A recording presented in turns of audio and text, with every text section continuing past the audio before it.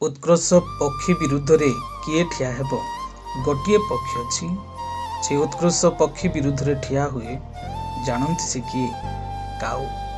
काऊ जेतेबेले उत्कर्ष पक्षी को प्रहार करे से तार बेक उपरे बसे आउ से बेक उपरे थंट मारे, किंतु उत्कर्ष पक्षी काऊ सहित झगड़ा करबा पाई जाए नहीं। उत्कर्ष पक्षी कौन करे, ऊपर को उड़े आउ से एते ऊपर को उड़े कि गोटे समय आसे कि काऊ निश्वास नहीं पारिब नहीं आउ से बेहोश होई तले पड़ी जाए। कहिबार अर्थ प्रिय माने बहुत काऊ परी लोक आसीबे आम जीवन रे, तांको पछरे टाइम वेस्ट करिवार नहीं। निजे जेते उड़ीबार अछि ऊपर को उड़ंतु, ऑटोमेटिकली से माने बेहोश होई जिबे। आत्मिकतारे जेते ऊपर को जिबे से माने आसी पारिबे नहीं। आमे परमेश्वरଙ୍କ सिंहासन पर्यंत जाई पारिबे।